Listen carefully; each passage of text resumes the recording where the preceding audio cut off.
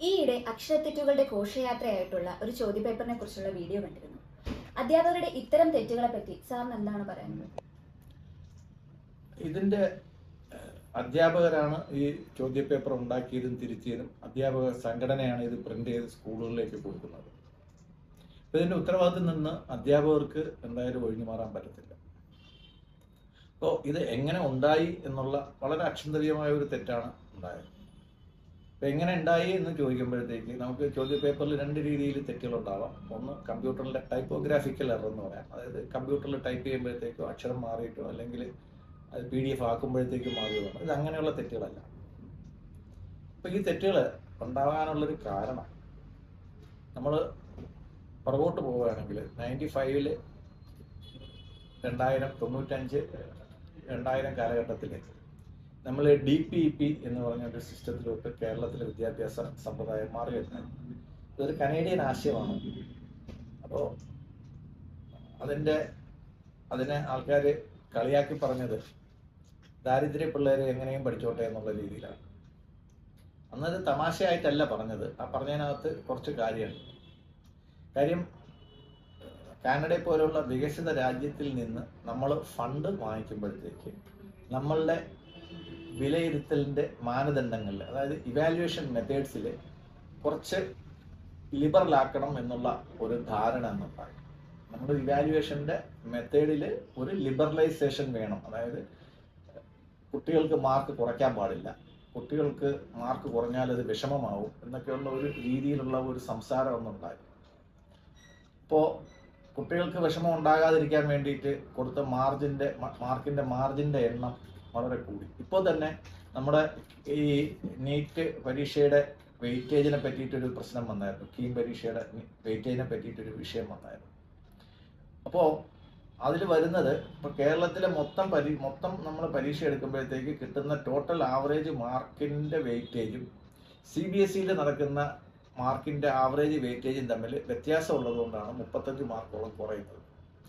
ഇവിടെ നമ്മളെ സിസ്റ്റത്തിനകത്ത് മാർക്കുകൾ കുട്ടികൾക്ക് വളരെ ലിബറലായിട്ട് നമ്മൾ കൊടുത്തു തുടങ്ങി. കാര്യം ഒരു 30 വർഷത്തിനൊക്കെ മുമ്പ് എല്ലാ വിഷയത്തിനും ഫുൾ മാർക്ക് കിട്ടുന്ന ആൾക്കാർ വളരെ കുറവായിരുന്നു. 1-2 പേരൊക്കെ റാങ്ക് ഉള്ളവരൊക്കെ 1-2 പേർക്കായിരുന്നു. പിന്നെ റാങ്ക് സിസ്റ്റം തന്നെ എടുത്ത് മാറ്റി, പിന്നെ ക്ലാസ് സിസ്റ്റം എടുത്ത് മാറ്റി, അത് പിന്നെ മാർക്ക് സിസ്റ്റം എടുത്ത് മാറ്റി ഗ്രേഡ് സിസ്റ്റമാക്കി. ഇപ്പോൾ B ഗ്രേഡിലുള്ള എല്ലാവരും ഈക്വൽ എന്ന് പറയാൻ പറ്റത്തില്ല. അതപ്പോൾ അത്രയ്ക്ക് വളരെ ശാസ്ത്രീയമാണെങ്കിൽ നമ്മൾ PSCയുടെ റാങ്ക് ലിസ്റ്റ് ഇടുമ്പോഴത്തേക്കും B ഗ്രേഡ് മാത്രം കൊടുത്താൽ മതിയായിരുന്നു. അപ്പോൾ ഓരോ മാർക്കിനും അതിൻ്റേതായിട്ടുള്ള വിലയുണ്ട് എന്നുള്ളൊരു ധാരണ കുട്ടികളിൽ നിന്ന് എടുത്തു കളയാനേ അത് സഹായിച്ചിട്ടുണ്ട്. ഇതുകൊണ്ട് എന്തെങ്കിലും ഒരു സോഷ്യലിസം ഉണ്ടായതായിട്ട് നമുക്ക് തോന്നുന്നില്ല. B ഗ്രൂപ്പിലുള്ള എല്ലാവരും ഒരേപോലെ ആണെന്നുള്ളൊരു സോഷ്യലിസം ഉണ്ടാക്കണമെങ്കിൽ അത് PSCയുടെ നിയമനത്തിൽ റാങ്ക് ലിസ്റ്റിൽ B ഗ്രൂപ്പിലുള്ളവരെ ചേർക്കണം. അങ്ങനെ ഒരു സോഷ്യലിസം നമ്മൾ ഉണ്ടാക്കിയിട്ടില്ല. വിദ്യാഭ്യാസ രംഗത്ത് പെട്ടെന്ന് സോഷ്യലിസം കൊണ്ടുവരാമെന്നുള്ളതിൽ ഒരു മണ്ടത്തരമാണ് ഈ ഗ്രേഡിംഗ് എന്ന് പറയുന്നത്. ഒരു മണ്ടത്തരമാണ്. മാർക്കിൽ നിന്ന് മാറി ഗ്രേഡിലോട്ട് മാറുമ്പോഴത്തേക്ക് തന്നെ നമ്മുടെ നിലവാരത്തിൽ നമുക്ക് ഈക്വൽ അല്ലാത്ത പലരെയും നമുക്ക് ഒരുമിച്ച് ഈക്വലാക്കാൻ പറ്റത്തില്ല. ഇപ്പോൾ B ഗ്രേഡ് എന്ന് പറയുമ്പോൾ 81 തൊട്ട് 85 വരെ മാർക്ക് കിട്ടിയവരെ നമ്മൾ, ഉദാഹരണത്തിന് ഒരു B ഗ്രൂപ്പ് എന്ന് പറയുമ്പോഴത്തേക്ക് ഈ 81-നും 84-നും ഇടയ്ക്കുള്ള മാർക്കിൽ വളരെ വ്യത്യാസമുണ്ട്. ആ കുട്ടിയുടെ അതിൻ്റെ അധ്വാനത്തെ നമ്മൾ കുറച്ച് കാണാണ്. 81 കിട്ടിയ കുട്ടിയെക്കാളും 85 മാർക്ക് കിട്ടിയ കുട്ടിയുടെ അധ്വാനം കൂടുതലാണ്. അതുകൊണ്ടാണ് ആ കുട്ടിക്ക് കൂടുതൽ മാർക്ക് കിട്ടിയത്. ഇത് രണ്ടും തുല്യമാണ് എന്നുള്ള രീതിയിൽ നമുക്ക് കാണിക്കാൻ പറ്റത്തില്ല. ഇപ്പം ഗ്രേഡിംഗ് എന്ന് പറയുന്നത് തന്നെ വളരെ അശാസ്ത്രീയമായ ഒരു സമ്പ്രദായമായിട്ട് അവിടെ തന്നെ നമ്മുടെ വീഴ്ച തുടങ്ങുന്നത് ഗ്രേഡിങ്ങിലാണ്. രണ്ടാമത് നമ്മൾ നോക്കുമ്പോഴത്തേക്ക് ഈ കുട്ടികളുടെ അക്ഷരത്തെറ്റുകൾ, ഒന്ന് ഈ കോപ്പിറൈറ്റ്, ഒന്ന് ഈ അക്ഷരമാല തന്നെ ആദ്യം സ്കൂളിൽ നിന്ന് എടുത്ത് കളഞ്ഞു. അത് നമ്മളൊക്കെ വളരെ പിന്നീടാണ് അറിയുന്നത്. അക്ഷരമാല പഠിപ്പിക്കേണ്ടെന്ന് തീരുമാനിക്കും. അക്ഷരങ്ങൾ പഠിപ്പിക്കാതെ അക്ഷരമാലയായിട്ട് പഠിപ്പിക്കേണ്ട, അതിൻ്റെ ക്രമം പഠിപ്പിക്കേണ്ട, അതൊക്കെ ഒരു തലതിരിഞ്ഞ ഒരു സിസ്റ്റത്തിലോട്ടാണ് വന്നത്. അതേസമയം സായിപ്പിന്റെ കുട്ടികളെല്ലാവരും ഈ രീതിയിൽ ലിബറലൈസ് ചെയ്തല്ല അവരവിടെ പഠിപ്പിക്കുന്നത്. കാനഡയിൽ അവർ ഈ രീതിയിലല്ല പഠിപ്പിക്കുന്നത്. അപ്പോൾ വികസിത രാജ്യങ്ങളാകാതിരിക്കാനുള്ള ഒരു ഗൂഢാലോചന അവിടെ ഉണ്ടായിരുന്നു എന്ന് നമ്മൾ സംശയിക്കണം. നമ്മൾ ഒരു രാജ്യത്തിൽ നിന്ന് സാമ്പത്തിക സഹായം സ്വീകരിക്കുമ്പോൾ നമ്മുടെ വിദ്യാഭ്യാസ നിലവാരത്തിൽ നമ്മൾ കോംപ്രമൈസ് ചെയ്യാൻ പാടില്ല. ഇപ്പം നമ്മൾ ADB വായ്പ എടുക്കുമ്പോഴത്തേക്ക് അത് എങ്ങനെ ഉപയോഗിക്കണമെന്ന് ADBക്ക് നിർബന്ധിക്കാം. അവരെ കണ്ടീഷൻസ് വയ്ക്കാം, അതനുസരിച്ചിട്ട് നമുക്ക് വായ്പ എടുക്കാം. പക്ഷേ ലോകത്തിലെ തന്നെ ആദ്യത്തെ സർവകലാശാലകളായ നളന്ദയും തക്ഷശിലയും ഉള്ള ഭാരതത്തിലെ വിദ്യാഭ്യാസത്തിൻ്റെ നിലവാരം നിശ്ചയിക്കാനും അതിൻ്റെ മാനദണ്ഡങ്ങൾ നിശ്ചയിക്കാനും കാനഡയെ പോലുള്ള ഒരു രാജ്യത്തിന് നമ്മൾ വഴങ്ങിക്കൊടുത്തത് വളരെ തെറ്റായ ഒരു തീരുമാനമായിരുന്നു. അപ്പോൾ തുടർച്ചയായിട്ട് തന്നെ ആ ഇവാലുവേഷനിലുള്ള രീതിയിൽ മാറ്റം വന്നു, പഠന രീതിയിലുള്ള മാറ്റങ്ങൾ വന്നു. പ്രത്യേകിച്ച് ഇംഗ്ലീഷാണെങ്കിൽ തന്നെ നമ്മൾ മുൻപാണെങ്കിൽ ഡിക്റ്റേഷൻ എന്ന് പറഞ്ഞുകൊണ്ടൊരു സമ്പ്രദായം നമ്മളിലുണ്ടായിരുന്നു, വാക്കുകൾ പറയുന്നത് കേട്ട് എഴുതുന്ന രീതി. അപ്പോൾ അതൊന്നുമില്ല ക്ലാസ്സിൽ, നിങ്ങൾ എന്തെങ്കിലുമൊക്കെ പഠിക്കുക. അപ്പോൾ അന്നത്തെ ഒരു വിദ്യാഭ്യാസ മന്ത്രി പറഞ്ഞത് നിങ്ങൾ പറയും പോലെ എഴുതി പോയാൽ മതി എന്നാണ് പറയുന്നത്. അതായത് സ്പെല്ലിങ്ങും ഗ്രാമറും ഒന്നും നോക്കണ്ട, നിങ്ങൾ പറയും പോലെ എഴുതി പോയാൽ മതി, കമ്മ്യൂണിക്കേറ്റ് ചെയ്താൽ മതി. ലാംഗ്വേജ് ഈസ് ഫോർ കമ്മ്യൂണിക്കേഷൻ എന്നാണ് അദ്ദേഹം പറഞ്ഞത്. അത് കമ്മ്യൂണിക്കേറ്റ് ചെയ്യണം. ഡേ ഇവ എന്ന് പറയുമ്പോഴത്തേക്ക് അതുപോലുള്ള ഒരു കമ്മ്യൂണിക്കേഷൻ ആണോ നമ്മുടെ വിദ്യാഭ്യാസ നിലവാരത്തിൽ വേണ്ടതെന്ന് അദ്ദേഹത്തിന് അറിയില്ല. കാര്യം ഇപ്പോഴത്തെ മന്ത്രിയെ പോലെ വിദ്യാഭ്യാസം ഇല്ലാത്തൊരു വിദ്യാഭ്യാസ മന്ത്രിയായിരുന്നു. അപ്പോൾ വിദ്യാഭ്യാസം ഇല്ലാത്തവരെ വിദ്യാഭ്യാസ ആക്കിയത് തൊട്ട് നമ്മുടെ ഇതിലെ അപജയം തുടങ്ങി. കാര്യം മുണ്ടശ്ശേരിയെ പോലെയുള്ള വിദ്യാഭ്യാസ വിദഗ്ധരെ നമ്മൾ വിദ്യാഭ്യാസ മന്ത്രിയാക്കുമ്പോഴത്തേക്ക് അവർക്ക് വിദ്യാഭ്യാസത്തെ പറ്റി ആധികാരികമായിട്ട് സംസാരിക്കാനും അതിൽ വേണ്ട തിരുത്തുകൾ വരുത്താനും അതിൽ വേണ്ട മാറ്റങ്ങൾ വരുത്താനും ഒക്കെ അവർക്ക് അതിനുള്ള കഴിവും ശേഷിയും ശേമുഷിയും ഉണ്ടായിരുന്നു. അവർക്ക് ശേഷം വന്ന ഇപ്പം UDF സമയത്താണെങ്കിൽ അത് മുസ്ലിം ലീഗിനെയാണ് വിദ്യാഭ്യാസം കുറച്ചേക്ക്. തമാശ പറഞ്ഞ പോലെ കുറഞ്ഞ വിദ്യാഭ്യാസമുള്ളവരെ വിദ്യാഭ്യാസ വകുപ്പ് ഏൽപ്പിച്ചാൽ വിദ്യാഭ്യാസം വളരുമെന്ന് വിചാരിച്ചില്ല, പകരം അവരുടെ ലെവലിലോട്ട് വിദ്യാഭ്യാസം പോയി എന്നുള്ളതാണ് അതിൻ്റെ വിശേഷം. അതിപ്പം CPM ഭരിക്കുമ്പോഴത്തേക്കാണെങ്കിലും ഇങ്ങനെ തന്നെയാണ് ഉണ്ടായത്. വിദ്യാഭ്യാസ വിദഗ്ധരെയൊന്നും നമ്മൾ ആ സമയത്ത് നമ്മൾ വിദ്യാഭ്യാസ മന്ത്രിമാരായി കൊണ്ടുപോകും. അപ്പോൾ അത് അവരെക്കാളും കൂടുതൽ വിദ്യാഭ്യാസം ഉള്ളവരായി അധ്യാപക സംഘടനകളുടെ നേതാക്കൾക്ക് തോന്നി. അപ്പോൾ അധ്യാപക സംഘടനകൾ വിദ്യാഭ്യാസത്തിൻ്റെയും ഇവാലുവേഷൻ്റെയും ഒക്കെ മാനദണ്ഡങ്ങൾ നിശ്ചയിച്ചു തുടങ്ങി. ഇപ്പം ചുരുക്കത്തിൽ ഇപ്പോൾ വിദ്യാഭ്യാസ വകുപ്പിലെ ഭരണം നടക്കുന്നത് അല്ലെങ്കിൽ നയപരമായിട്ടുള്ള തീരുമാനങ്ങൾ എടുക്കുന്നതും മാറ്റങ്ങൾ വരുത്തുന്നതൊക്കെ അധ്യാപക സംഘടനകളാണ്. അപ്പം ഇതിന് പൈസ ചെലവാക്കുന്ന ഇപ്പം ഗവൺമെന്റ് സിസ്റ്റത്തിലായതുകൊണ്ട് രക്ഷകർത്താക്കള് പൈസ കൊടുക്കുന്നില്ലല്ലോ, അപ്പോൾ അവർക്ക് അതിനെ പറ്റിയിട്ട് ഒന്നും പറയാനുള്ള അവകാശമില്ല എന്നുള്ള ഒരു രീതിയിലാണ് നമ്മുടെ അധ്യാപക സംഘടനാ നേതാക്കളുടെ മനോഭാവം. ഇപ്പോൾ ഫ്രീ എഡ്യൂക്കേഷൻ അല്ലേ, അപ്പം ഞങ്ങൾക്ക് തരും, നിങ്ങൾ വേണമെങ്കിൽ വാങ്ങിച്ചോളൂ. ഈ തരുന്നത് ആൾക്കാരാണ്, അതായത് അധ്യാപക സംഘടനകളിലെ നേതാക്കളായിട്ട് നടന്നവരാരും ഒരിക്കലും കുട്ടികളെ പഠിപ്പിച്ചിട്ടില്ല.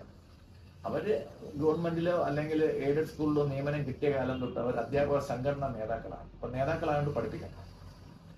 അതുകൊണ്ട് അവര് ഈ ജോലി കിട്ടിയപ്പോഴത്തേക്ക് തന്നെ വിദ്യാഭ്യാസം എന്നുള്ള സാധനം അവര് ഭരണത്തങ്ങ് വെച്ചു.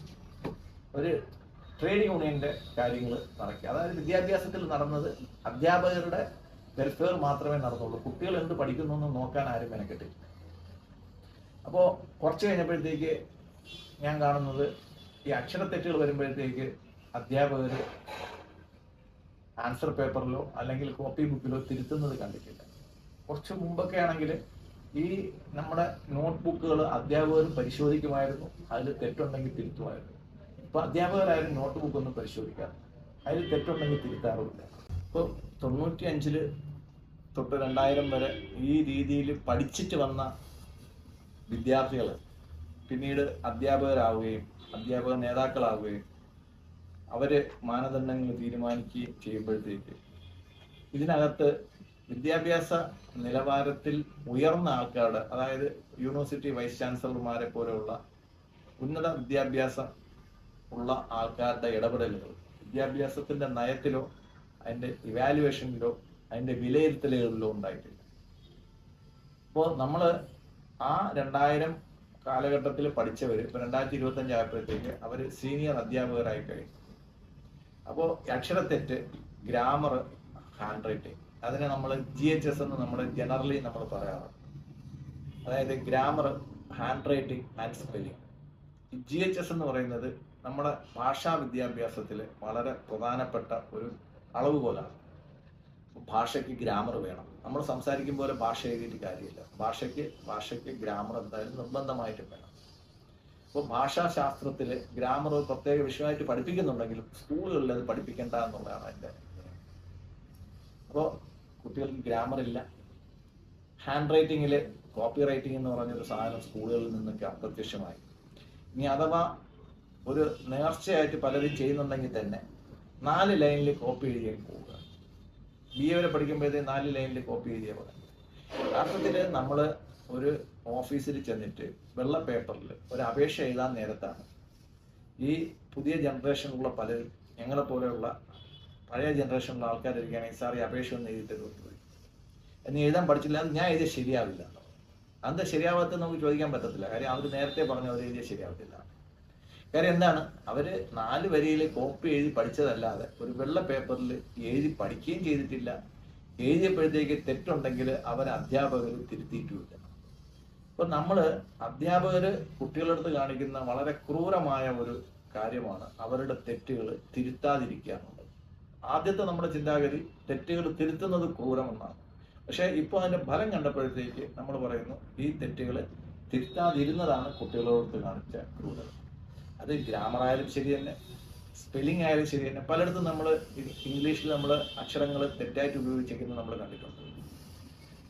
ഉദാഹരണത്തിന് കേരള യൂണിവേഴ്സിറ്റിയുടെ വൈസ് ചാൻസലർ ആയിരുന്ന ഒരാൾ നോക്കിക്കോളാം. മഹാരാജ ശ്രീധരനാൾ സ്ഥാപിച്ച CP രാമസ്വാമി അയ്യർ സ്ഥാപിച്ച യൂണിവേഴ്സിറ്റിയാണ് കേരള യൂണിവേഴ്സിറ്റി. ആ കേരള യൂണിവേഴ്സിറ്റിയുടെ വൈസ് ചാൻസലറായിട്ടിരുന്ന മഹാദേവൻ സാറ് അതിൻ്റെ ചാൻസലറായിരുന്ന ഗവർണർക്ക് അയച്ച കത്തിലെ ഗ്രാമർ മിസ്റ്റേക്കും സ്പെല്ലിംഗ് മിസ്റ്റേക്കും കണ്ട് അദ്ദേഹം വളരെ പരിഹാസ്യമായിട്ട് പത്രസമ്മേളനത്തിൽ പറയേണ്ടി വന്നു. അപ്പോൾ വൈസ് ചാൻസലർ പോലുള്ള ഇത്രയും വളരെ അക്കാഡമിക്കായിട്ട് ഏറ്റവും സീനിയർ ലെവലിൽ നിൽക്കുന്ന ഒരാൾക്ക് പോലും ലാംഗ്വേജിൻ്റെ പുറത്ത് ഒരു കൺട്രോൾ ഇല്ല എന്ന് പറയുമ്പോഴത്തേക്ക് നമ്മുടെ വിദ്യാഭ്യാസം എത്തിയ ദയനീയ അവസ്ഥയാണ് ഇത്. അപ്പോൾ നമ്മൾ എത്തി നിൽക്കുന്നത് ഇവിടെയാണ്. നമുക്ക് നമ്മുടെ ഈ ജനറേഷനിലുള്ള കുട്ടികൾക്ക്, പ്രത്യേകിച്ചും പൊതുവിദ്യാഭ്യാസത്തിലുള്ള കുട്ടികൾക്ക് ഗ്രാമറും ഹാൻഡ് റൈറ്റിങ്ങോ സ്പെല്ലിങ്ങോ നോക്കാൻ വേണ്ടിയിട്ട് ഉള്ള ഒരു സംവിധാനം നമ്മളിൽ ഇപ്പോൾ നിലവിലില്ല. ഇതാണ് നമ്മൾ ഇന്ന് കാണുന്ന ഈ പ്രതിസന്ധിക്ക് ഒരു കാരണം.